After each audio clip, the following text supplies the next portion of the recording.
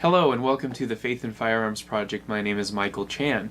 At the Faith and Firearms Project, we study the intersection of guns and religion in America.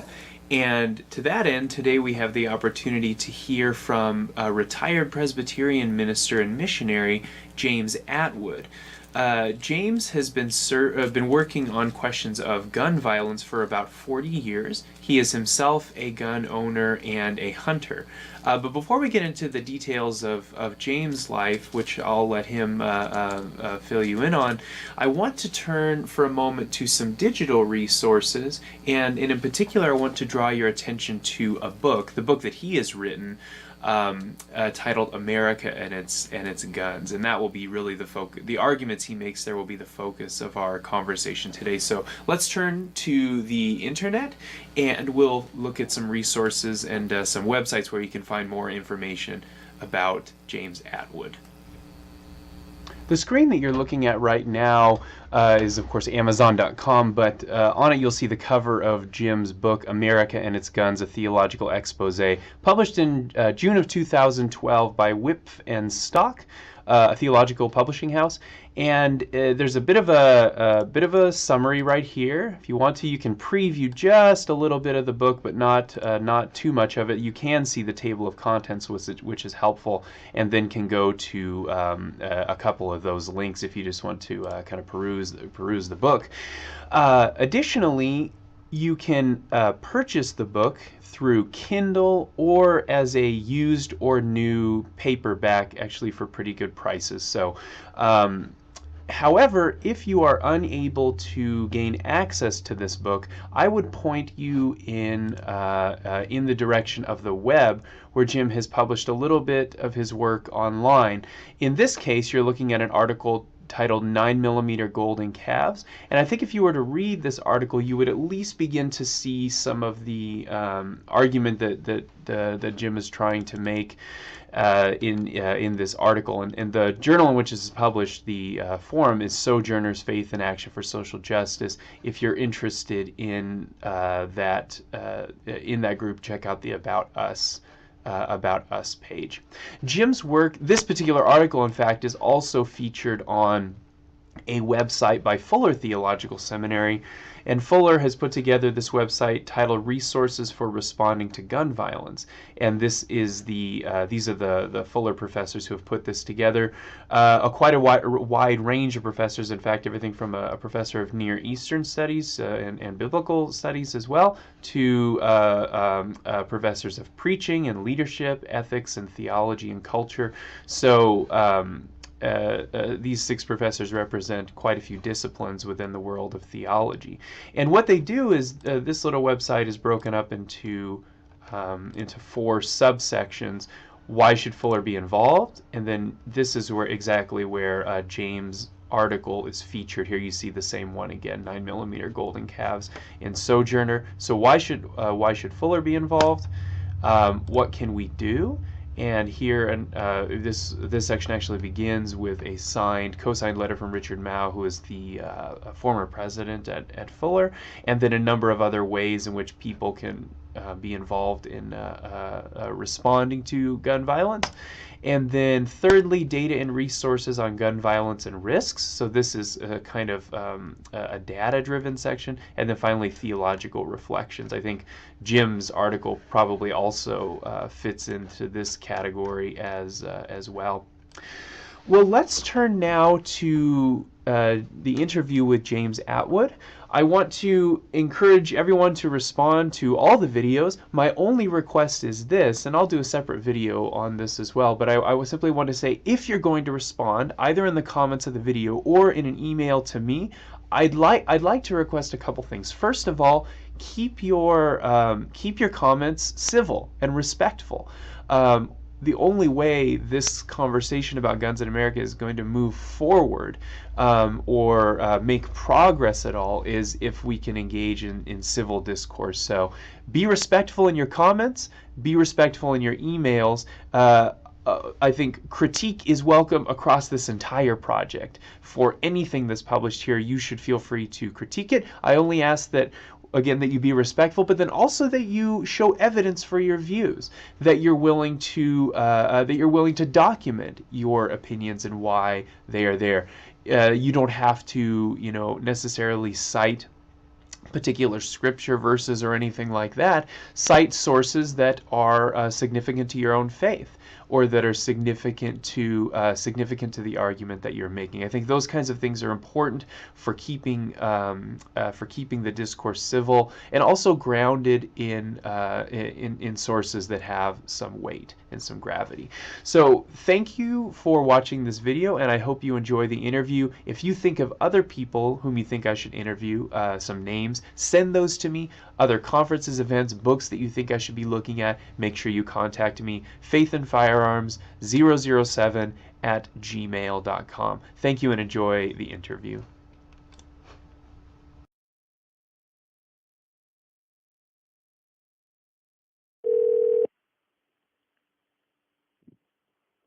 Here. Okay, all set. So you just let me know when you're ready and we'll begin. I'm ready right now. Okay. This interview is with Pastor Emeritus James Atwood, who is the author of America and Its Guns, a Theological Expose. And Jim, you were Pastor Emeritus of Trinity Presbyterian Church in Arlington. Is that correct? That's correct. In Arlington, Virginia. And you are involved in an organization called Heeding God's Call, which I understand is a faith-based ecumenical movement, and you're encouraging, as I understand it, gun shops to adopt certain policies that would deter illegal purchasing. Is that correct? That's correct. I'm also on the board of the Coalition to Stop Gun Violence. Tell me a little bit about that. For 40 years. Did you found that organization? No, I didn't. I got into the organization 1 year after they had been founded by the Methodist Church and the Presbyterian Church. Oh, I see. You have been working on gun violence though for some decades. Is that right? I've been working on gun violence ever since 1975, when one of my members was shot by a teenage boy who went to the local bowling alley to complain to his friend that he didn't have any money. And his friend reached in his pocket and pulled out a Saturday night special and said to him, "Go get yourself some money." And when you gave him a gun and said, "When you get some money, give me $20 and you can keep the gun." And he went out and killed one of the charter members of my church. And the next day I drove down to the Coalition to Stop Gun Violence and volunteered my time. I see. Okay, so it was this personal disaster or tragedy within your congregation that prompted you to get involved. Right. Yeah.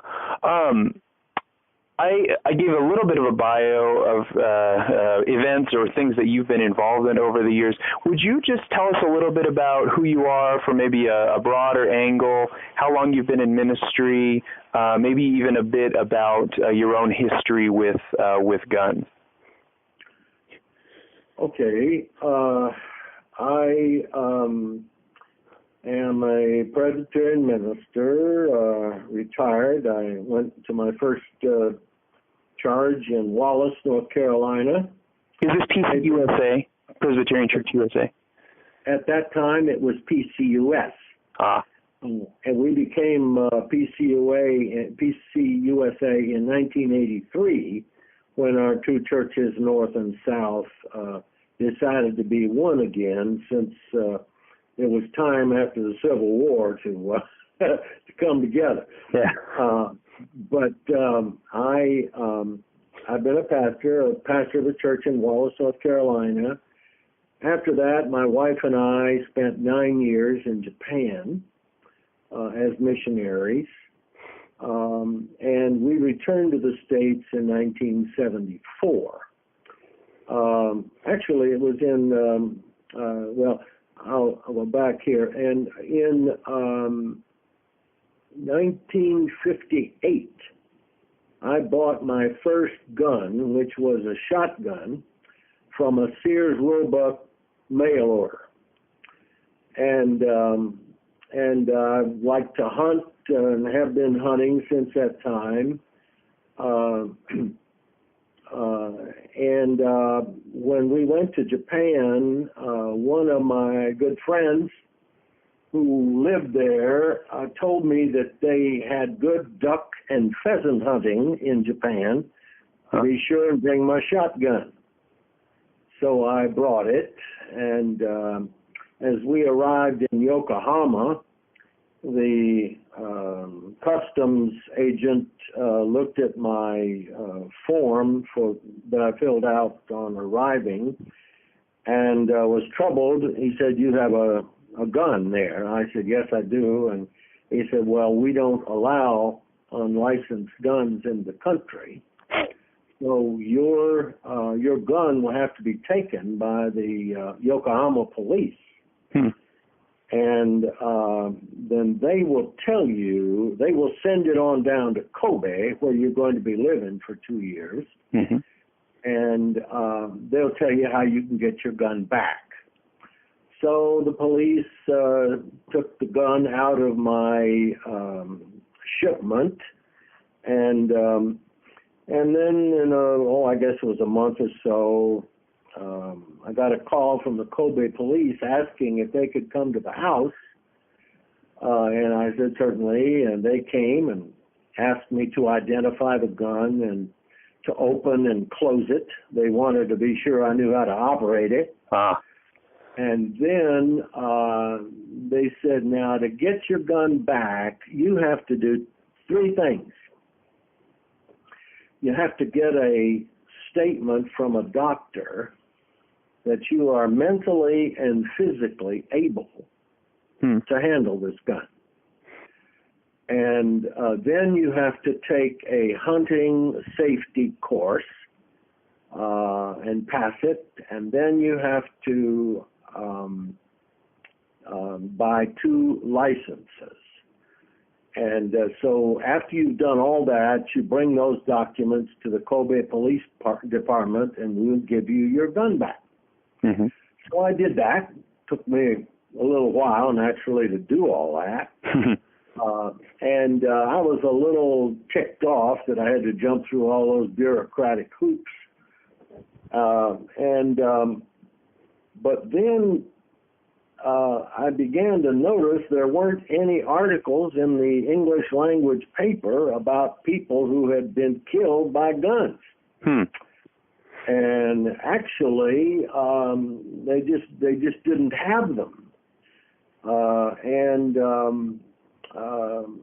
I was, so I cooled down a little bit and realized it might be a good reason to have these things, because back home in my own country, they were dying pretty regularly with gun accidents and a lot of murders in our cities, etc. But there were none of those in Japan. Well, there were just a few in Japan. You can count on one hand. And the very year I left Japan, the previous year, 1973, I lived in Tokyo, which was then the biggest city in the world. And they had 1 death by guns. One death. And then I moved to the United States, and I was conscious of the fact that 35,000 people were killed that year by guns in the United States, and that's quite a difference, Right. And so I was interested in that, and then when this tragedy happened, it sort of galvanized my feelings that this was something crazy going on, that we didn't regulate such lethal instruments. But I did continue to hunt, and actually only last year did I get rid of my guns, because I was just on the verge of turning 80. And I was not as stable on my feet as I used to be. And I didn't want to be carrying a loaded gun out in the woods where I wasn't steady on my feet. So I sold them to someone and insisted that they have a background check on themselves before I sold them a gun, and they did. And so I no longer have a gun in my possession, but I really did enjoy hunting for a number of years. Yeah, but you are, I think as you say this in the book, you're clearly not opposed to gun ownership. Do I understand you correctly? Absolutely, yeah. And you know, oftentimes people who ask any question at all about the place of guns in our society are called by what I call gun zealots, gun grabbers. You know, I'm not a gun grabber because and our church is none of the major churches or the major gun violence prevention groups. They do not rail against gun ownership. What we are concerned about is gun safety and preventing gun violence. And there are ways that can happen. And the tragic numbers of deaths that we experience in America are totally unnecessary.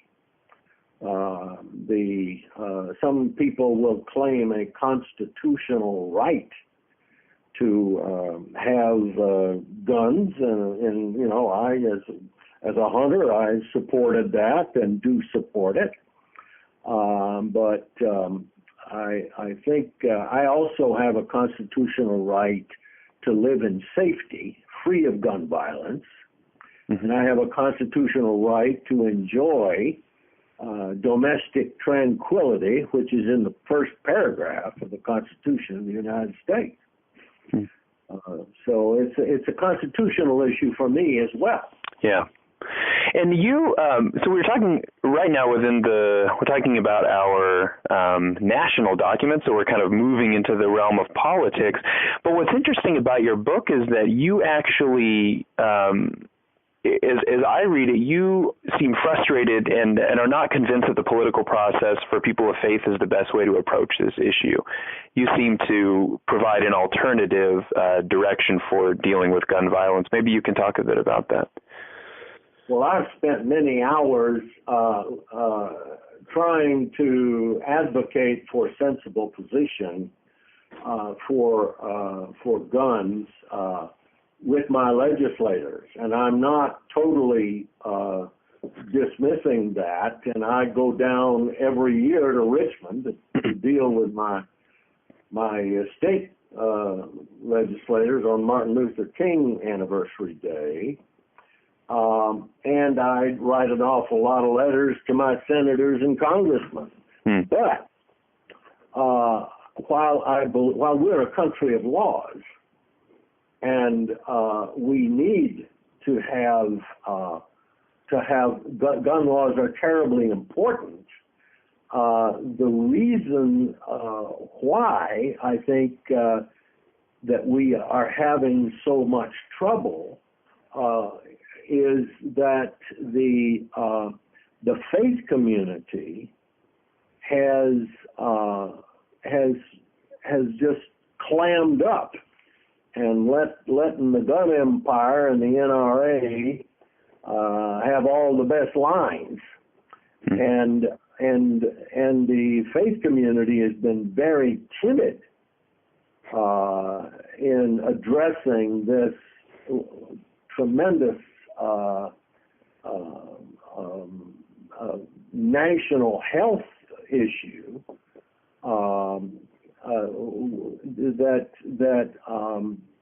that we have got to start making a moral case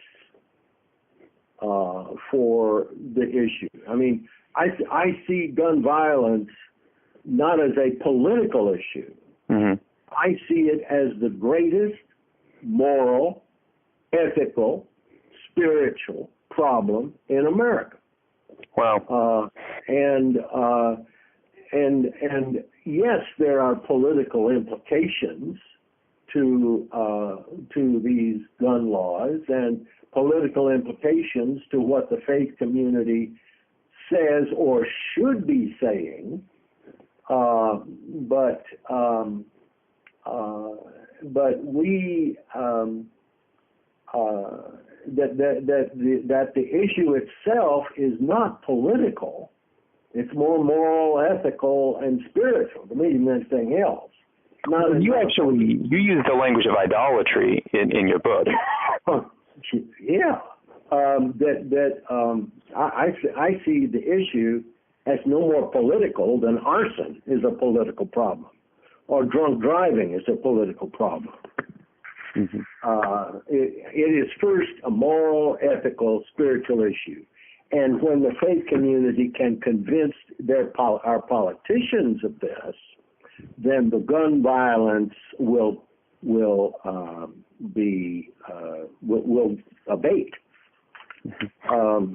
I do see it. What was your last question? Oh, no, that's no problem at all. I'm trying to remember what my last question was. It had to do as a moral issue. Well, it had to do with your frustration with the political process and your decision, you enjoin your readers to take a spiritual approach to it. Right. Yeah. Right. And I think that's crucial for the church. But we are in a situation where it's a subtle thing, but yet it's a very powerful thing when so many people, when a clergy person or a person of faith makes it an issue, they say, "What are you doing, making this a political issue here?" You know, I think I have three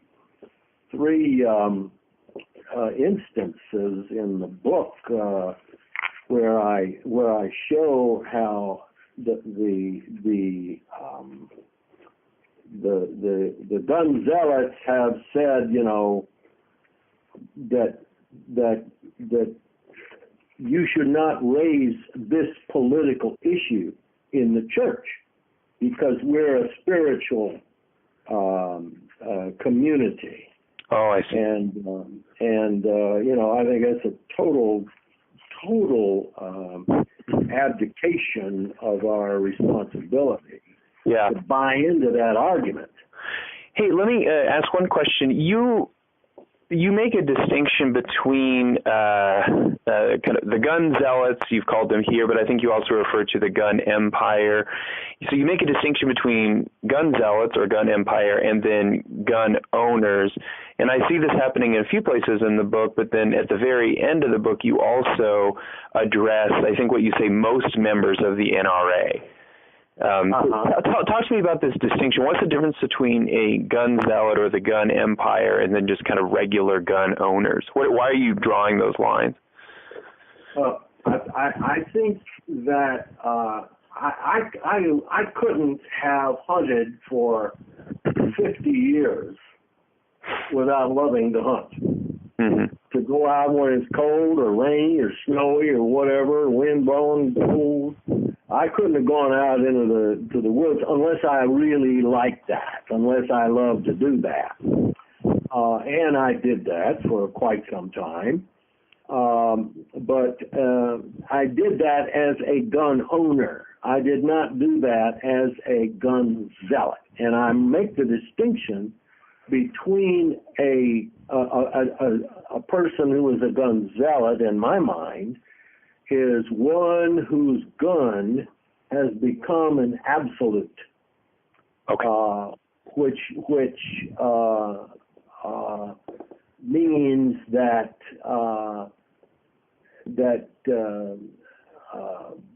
that you can't ask questions about the Second Amendment, or you can't you can't place restrictions or regulations on these instruments. That is against the Second Amendment, which is a bogus reading of the Second Amendment. But the more germane point to me is that we are to love the Lord our God with all our heart, soul, mind, and strength. And the word is all our mind and strength. And that would preclude our loving a gun in the same way and saying a gun is also an absolute like Almighty God is.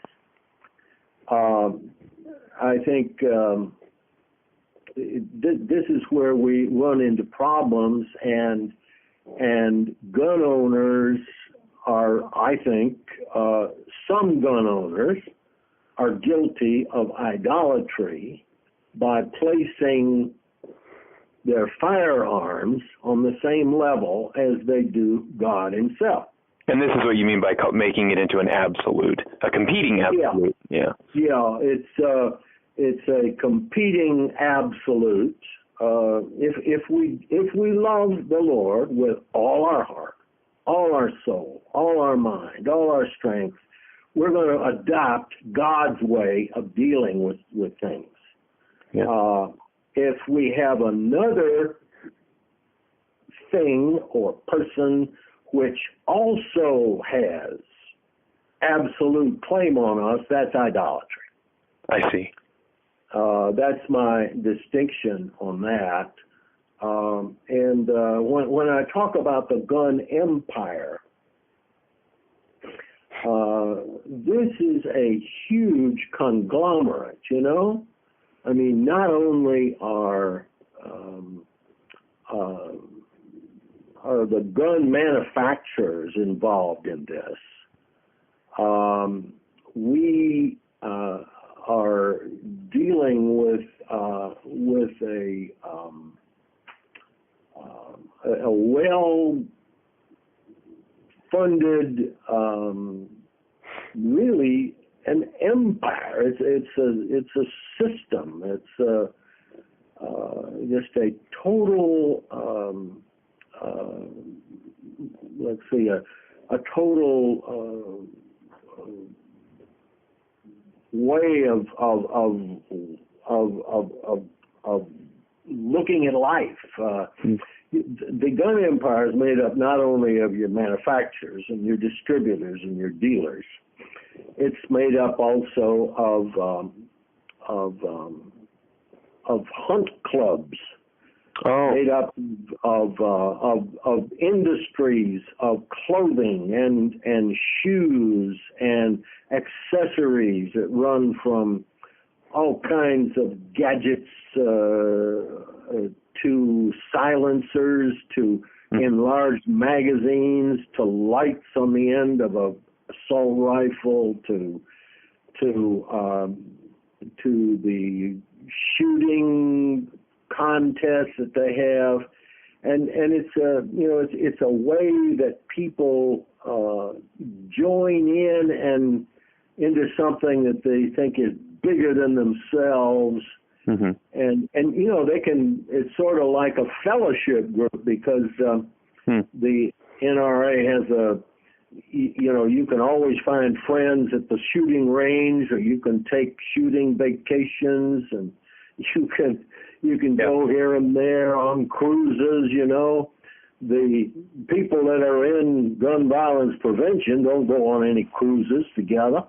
I wish we did, but I'd buy the first ticket. But it's just a huge industry that is not only dealing with guns, but it spreads out into how we are to live as citizens. For example, I'll give you an example or two. Okay. Where recently the NRA said that the new doctor, what do they call it, medical physician, what's the name of that term? The political position, is that what you're talking about? Yeah. The medical examiner or something like this? The doctor. Gosh, I've forgotten what that is. Excuse me for that elderly moment there. But it's the physician, chief physician of the United States. Yeah. And they said that this person had called the gun violence a mental health issue, a health issue for the United States. Was it mental health or just health? He said health. Okay, I just wanted to make sure that we were clear on what you were saying. Yeah, that it was a huge a huge health issue. Yeah. Okay. And they said that a guy like that should not be in charge of America's medical responsibilities. And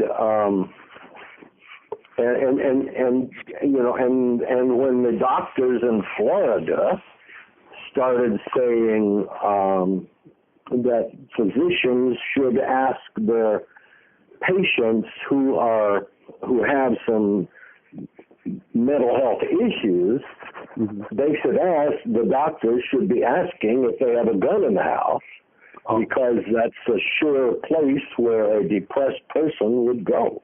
Okay. And then the NRA said, you know, we don't need that kind of person or that kind of doctor, and that's not what doctors are for. They're seeing it, you see, not as a health issue, but as a gun right issue. And so, you know, they'll take on anything that they possibly can to disrupt any sensible law in this country. And to return to the part where you address what you say most members of the NRA, what are you trying to communicate to most members, and who are the minority members, I guess, that you're talking about there? Well, the most members, if we look at national polls, there is, I mentioned the guy in the book, Frank Luntz, Luntz, who is a Republican pollster, and he did two recent pollings on gun owners, and including NRA members, as to what they believed about guns, and he, a Republican, shared his poll, which reveals that the vast majority of gun owners favor background checks on all guns sold.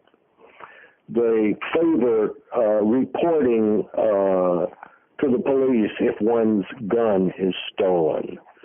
They favor, keeping guns out of the hands of terrorists and things.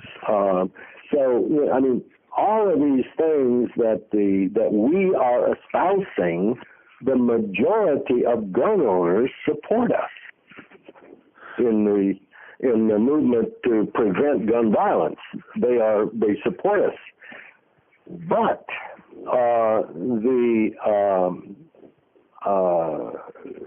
this is in contradiction to the message of the NRA, where they will say that their gun owners support, no new laws on guns, just enforce the ones we have. That's their rhetoric. Yeah. But take a look at that poll. Do you have that poll? I do have access to it. Yeah, I actually have. Well, since I have your book, I know where that reference is. To Lunz's.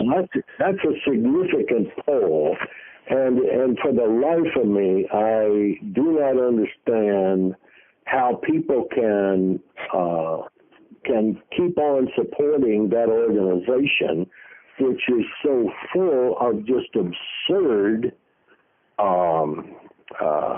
stances, and they have not supported anything in preventing gun deaths or increasing the safety of guns. They've not supported one blooming thing. Yeah, sorry, let me interject really quickly, Jim. The most recent, so we're in February, right? Yeah. So the most recent edition of the NRA's publication, I think the National Rifleman, I think that's the one. They have a couple different ones. They talk as the NRA talks, as it often does, about background checks and the danger of background checks. And the other argument that's brought forward is that background checks results in registry, which results in seizure. How do you respond to that? That's nonsense. I don't see it. Hello? Yeah. Oh, go ahead, Jim. Yeah. Sorry. I'm giving you space to talk. I think it's absolute nonsense. And gun owners know this is paranoia of the first order that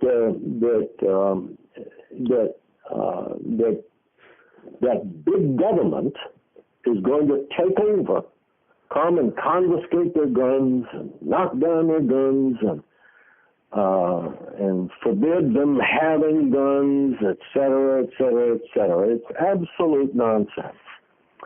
And most gun owners recognize that. But the NRA, you see, what are they in the business for? They want to sell more guns.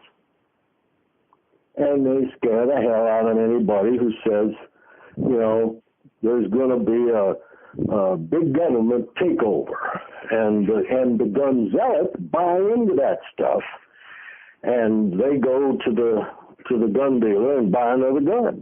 So they'll have 15 guns instead of 14.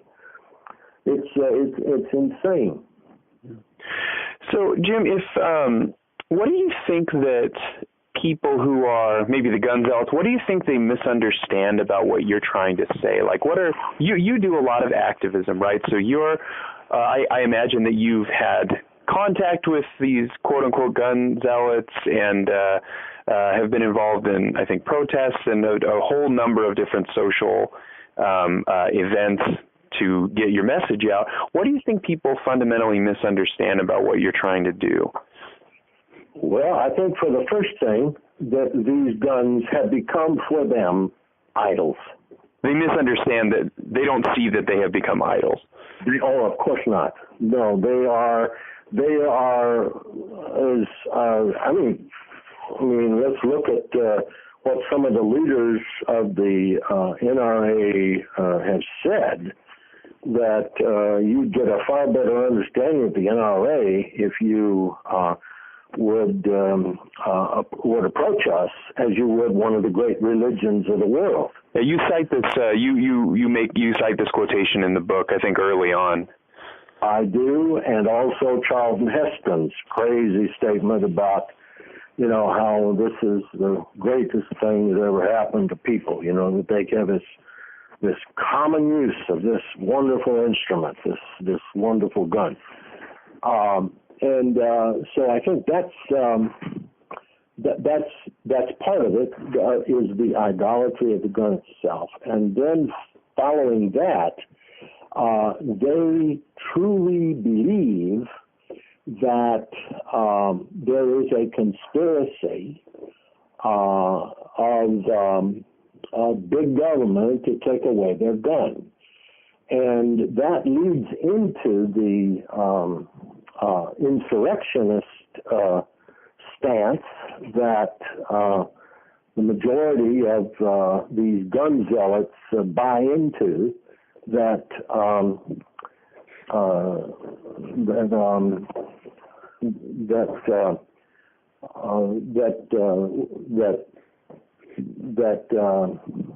I thought my wife just came in. And oh, that's all right. Must be the thought here.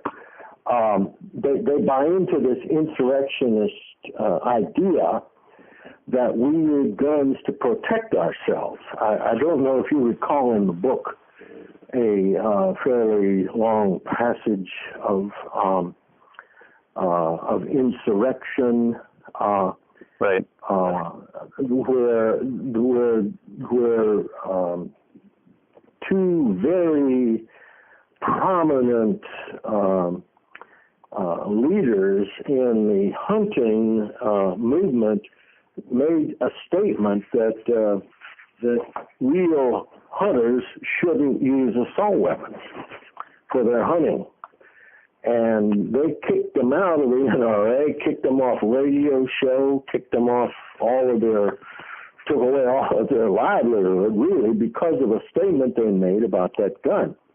And the guns, they say, and Mike Huckabee, who's running for president now, right, has said that the real purpose of the Second Amendment is to be able to stop tyranny of our government. And he's not the only one. I mean, this is actually a very common interpretation, right? I think a very common line that one hears from the NRA and from other pro-gun groups, that the Second Amendment doesn't have anything to do with hunting or the preservation of sporting rights. It has to do with an additional check and balance, as it were.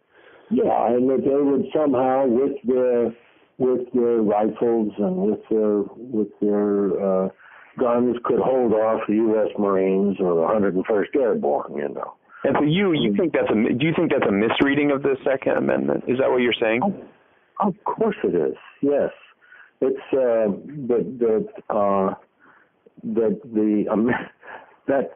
what did the first thing that our forebears did when they came over here in the United States was to set up a government, and they would have you believe that all government is bad. You know, I mean, it's again, you have to pinch yourself when you're discussing some of these things to say, do you really believe that? Do you critical reflection believe that? And you know, the zealots do. And when Obama, they said that the biggest gun seller in the United States is President Obama. Yeah, you can actually find T-shirts with this statement on it. Oh yeah, yeah. So I mean, it's just, how do you speak? The issue, the dilemma is, how do you speak intelligently to some people who believe that crap? You know? Do you think it's, from your perspective, do you find that you cannot speak with people like that, or? Well, it's very hard. The majority of the gun owners that I know are not in that camp. Okay. But the people that provide the money and who have the biggest voice on the NRA microphone are people who believe in insurrectionist ideology. There's been this tremendous rise in the number of militia units that have sprung up since Obama took office. You know, I think it's racism. I think it's just idolatry. But you know, it's something that we have to really take note of.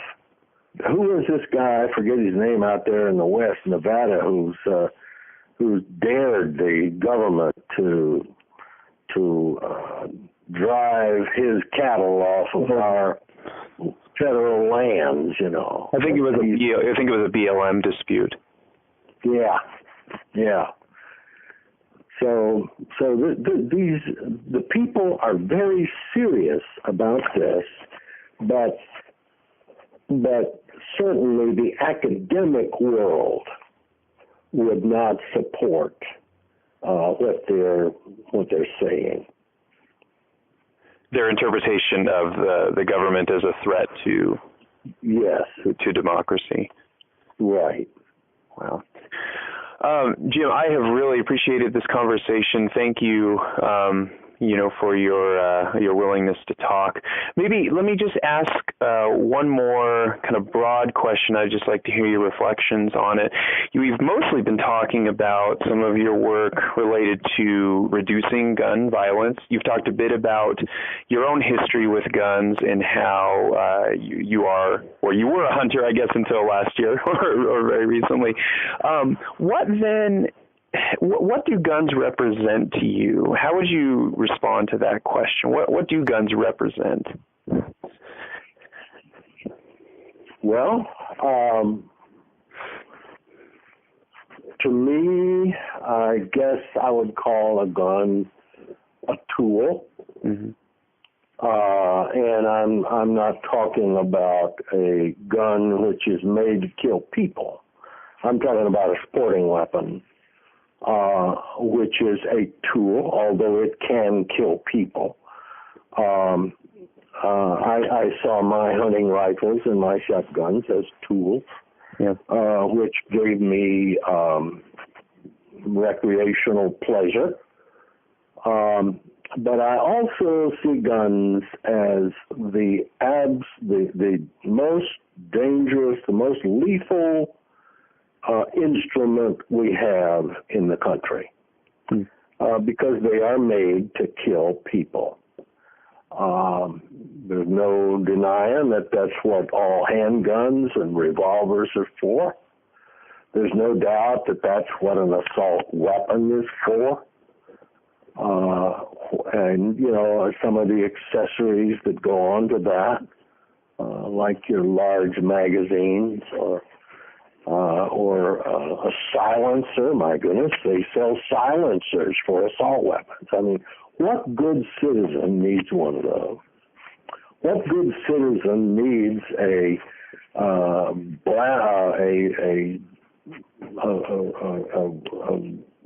sniper gun that can shoot a mile accurately, and by the Barrett Manufacturing Company, advertises its gun as one that could knock a modern aircraft out of the sky. You're talking about the Barrett, I think their 50 caliber rifle. Exactly. Right. Exactly.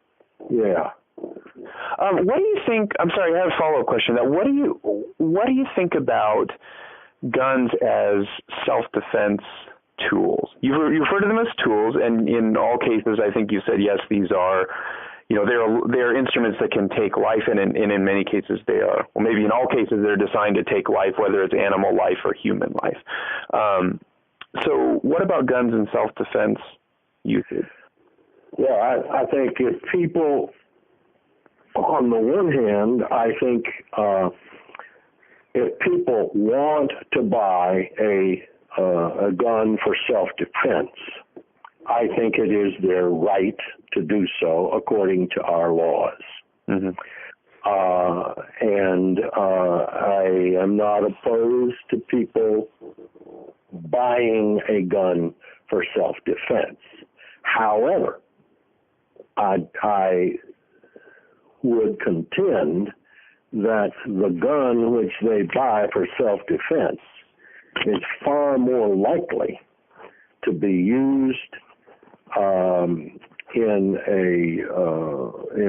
a shooting of one's family or friend or acquaintance, or to be stolen and used in a crime elsewhere than it is to stop an intruder. So you're saying that maybe the benefits don't outweigh the risks that might come with it. Absolutely. That they cannot, in one point of the book I say they cannot keep the promises they make to keep us safe and secure. And I just read just the other day of a little child who took their mother's gun out of the handbag at the grocery store and shot her. Right, this was in Idaho, I think.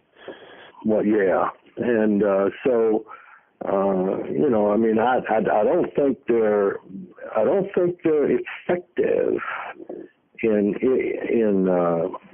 keeping people safe. If people really want to be safe and protect themselves, they need two things. They need a yapping dog, or a can of bear spray, or a can of mace, or red hot chili. A can of red hot chili. Yeah, that'll incapacitate someone at 20 yards or 30 yards or so. But I think the idea is there too of somebody who wants to protect themselves has got to realize that if there is some mean somebody out there who wants to kill you, they're going to kill you. They are. Because they're going to come at you when you least expect it. They're going to slip up on you. They're not going to tell you they're around. They're going to be totally hidden from your view. And if you reach for something in your drawer or in your pocket or your holster, you're dead. Because they've got the drop on you. They never come at you and say, let's have a duel and we'll all draw at the count of three. They're just after you and they'll get you if they want. Remember that story I told in the book about the founder of the Me and Mom March. She had a father who was a pharmacist in New Orleans. Okay. And he tried to get people to work at the store and with him, but he had an office, his store in a pretty wild section of town, and he couldn't get people to work with him. So he moved to Metairie, Louisiana, which is a little more upscale neighborhood, and had a store. But he was robbed 3 times there, and he was never robbed in New Orleans. But then somebody said to him, "Why don't you get a gun and protect yourself?" He said, "Man, are you crazy?" He said, I want to live to see the next holdup, and just for that reason that, you can't, total protection is a pipe dream. Total protection is what you said. Yeah, total protection, you think. Yeah, it seems to me that one of the most contentious issues in the gun debate in America has to do with the number of, defensive uses of a handgun. And I think there have been studies on both sides of this and counter arguments and methodological questions raised about, how one actually measures such a thing. But to be sure, it's a very controversial question. It comes down to a choice. Whose statistics are you going to believe? That's what I mean, yeah. And I think both sides of this conversation have their heroes, their go-to statistics people, but it becomes a bit of a battlefield. Yeah, well, let me encourage you to read again the stuff in my book about Kleck, K-L-E-C-K. Yes. On his methodologies. And the fact that he says 2 million self-defense cases every year. This is a gentleman from Florida, I think, right?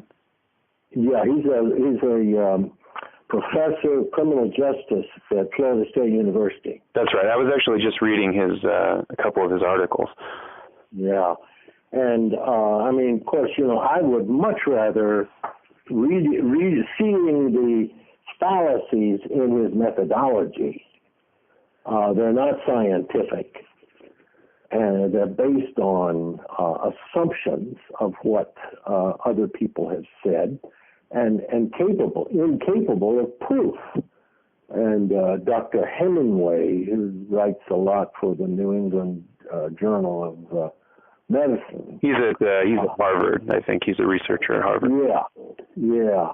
He has destroyed Kleck's arguments, and but who likes them? I mean, the gun dealers love those statistics, and when they want to buy when they want to sell somebody a gun, they just quote Kleck, who's a cotton picking liar. I mean, and what are they out to do? The only thing they want to do is sell guns. And a good lie will get you a lot of guns. As a kid in a Sunday school class said, what is a lie? He said, it's something that is not true, but is a very present help in time of trouble. Wow. This is one of your Sunday school kids, huh? That's right. Wow. Well, Jim, I have certainly taken up enough of your time, but thank you for your willingness to talk with me. Well, if you print this or publicize this, let me know. I'd like to take a look at it. Well, I'd love to do that. The way this project works is that I'm doing interviews with a whole range of people who make explicit connections between gun ownership and religion or faith. And I also travel around the country to different gun-related events, and just look for places where where religion and gun ownership intersect. And I'm basically cataloging that information, and some of it I will publish through a YouTube channel, and in hopes of generating conversation around the topic. By gaining subscribers, and then I'll be able to do some talks at different churches and things like that. But the idea is to gather people around this conversation, and then ultimately, I think, to write a book based on the data that's collected. So good. Are you familiar with the pictures of Jesus with an assault rifle on? Oh yes, yeah. Familiar with all that? Yeah. Yeah, there are a number of different kind of religious inscriptions, that are found on guns as well. I'm sure you're familiar with the controversy that happened with the scope maker, the optics maker Trijicon. You make optics. I got that in my book. Yeah. That's in my book. Yeah. Is that okay? Maybe I must have forgotten about that. I think they make optics for a number of military branches, and they I think had Bible verses inscribed in their serial. Right. Yeah. Right. They put the Bible verse itself, etched it in on the gun. Yeah. Okay. So all of that falls under the umbrella of this project. Well, good. Well, blessings on you, Michael, and